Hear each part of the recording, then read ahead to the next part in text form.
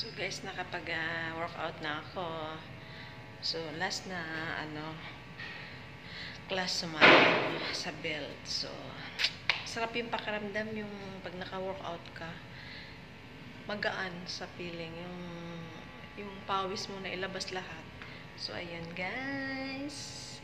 Kailangan maging healthy tayo dahil pag tumatanda tayo, kailangan natin So guys, di ko natuloy yung sinasabi ko dahil itong kasama ko, yan oh. Yun. Nag-interrupt. So yun, pag tayo tumatanda, kailangan natin na maging healthy na tayo. Ingat na lagi sa sarili. Kasi pagdating, ang hirap kasi ngayon ng panahon, masyadong na sa pagkain. Alam niyo yun, sa pagkain. Masyado na tayong mahilig sa mga pagkain, lalo mga Pinoy. Sobra. Kaya ako nag-iingat din ako sa sarili. So ayun guys, malapit na kami umuwi. Isang oras na lang uwi na kami. So itong kasama ko padandaan. So ayun guys, mamaya mag-ano tayo dito. Isang oras na lang pauwi na kami.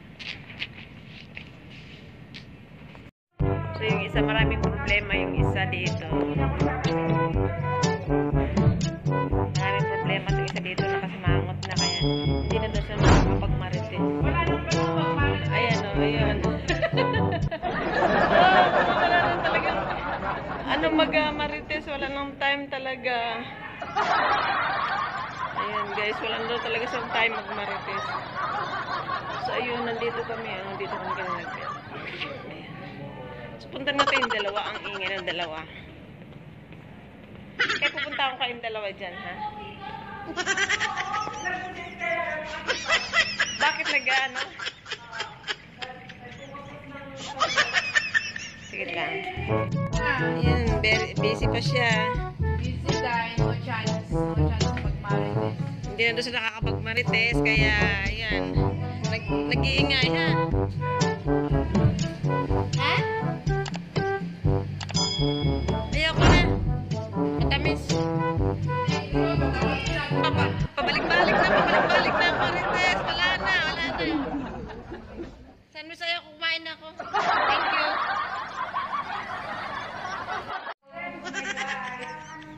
So yung isa dito, nangangamoy na. Ayaw ko lumapit dyan, baka maklorokan yung jacket. Saan? Employee of the month. Bango naman. Stella Marie and Camille. Ay no, hindi pala si Camille, hindi nag-Clorox eh. Ayan na, si Stella Marie masipag masyado sa kanyang. Tapos puro Clorox naman siya. Ay, dahil layo ko eh. No.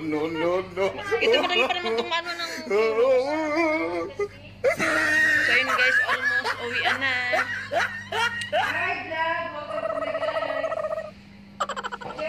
Ayan si Jennifer nga daw, hindi na nga daw nakakapag-marites. Ito, nakakapag-marites mo kasi dalawa kami. Dalawa sila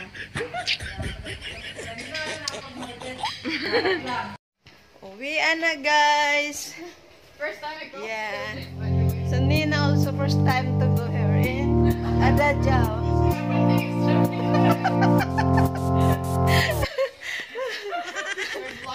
Yes, I'm vlogging. Hi guys. Hi. First time also. No.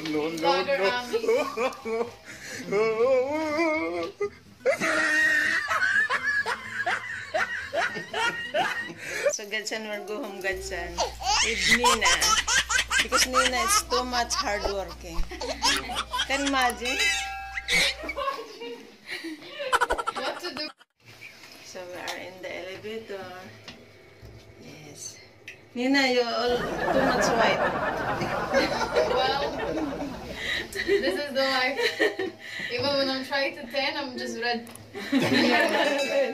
Yeah. Perhaps if you go under the sun, it turns black. Godson, he is afraid to go to the sun because it's coming black. It's coming black, right? Soon.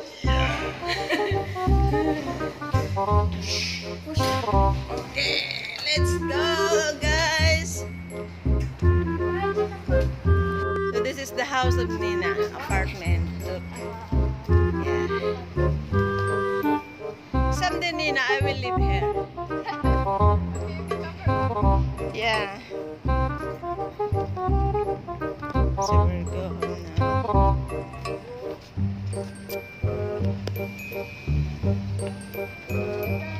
Bye, Nina.